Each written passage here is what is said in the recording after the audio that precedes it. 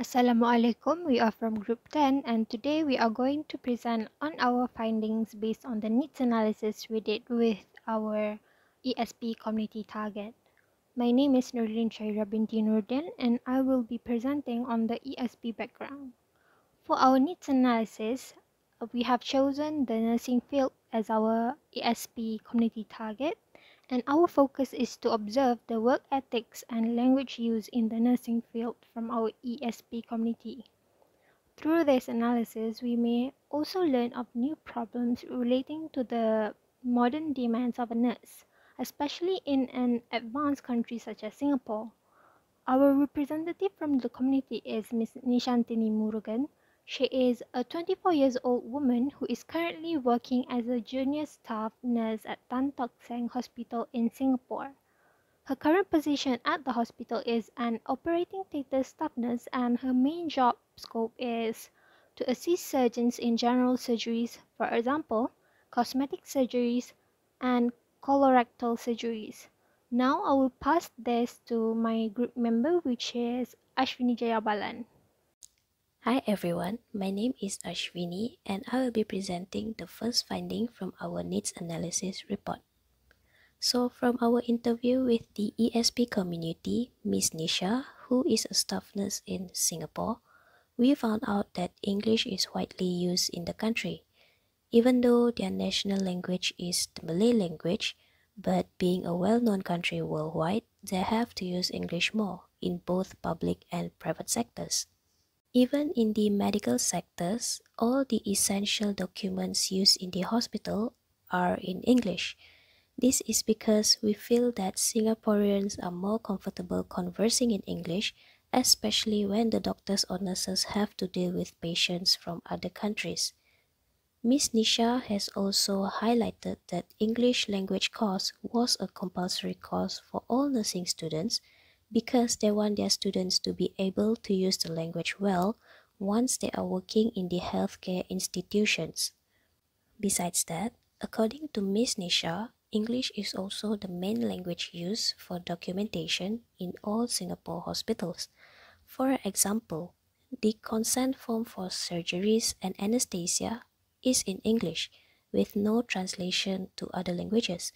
Unlike in Malaysia, we can see that our medical documents still do have translations in our national language, which is Bahasa Melayu.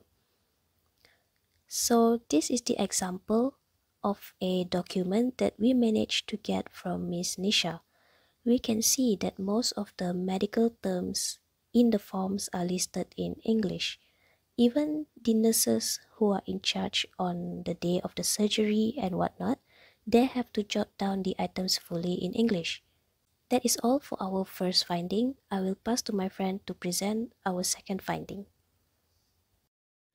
Hello, my name is Puteri, anak perempuan Chit. My metric number is D2018208660. So I will be presenting the next point for our findings. During the interview with Ms. Nisha, she mentioned that it is very important for them to make sure that there are no spelling or grammatical errors found in the documents or forms that are used to collect the patient's information and store record of available stocks in the hospital in order to avoid any serious issues from happening.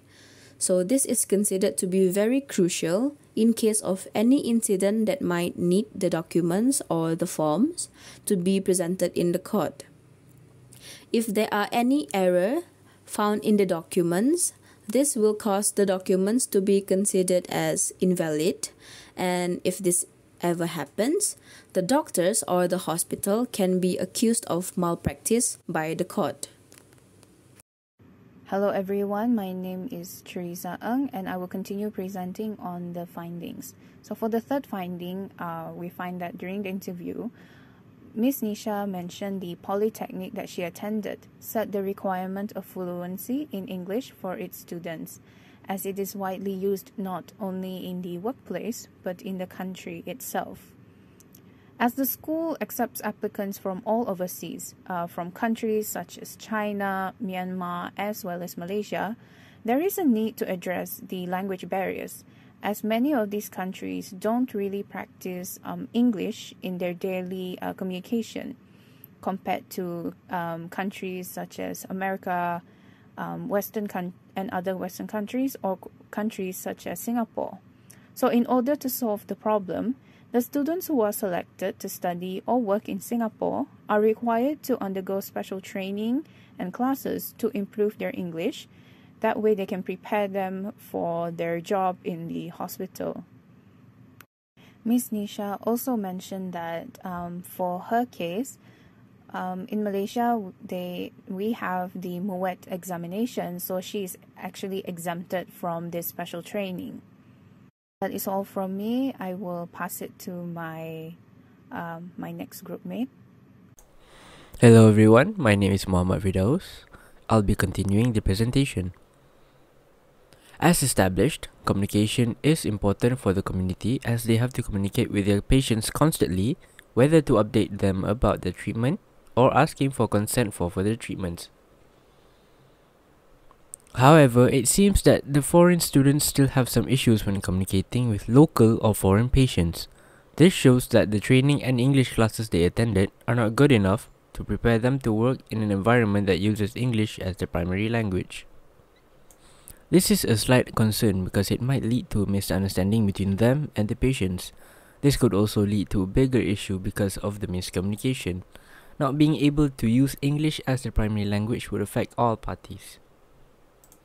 Hence, English classes and training should be reinforced so that the students will not have any problems communicating or using English as a primary language. We hope the presentation was helpful. That's all from us. Thank you.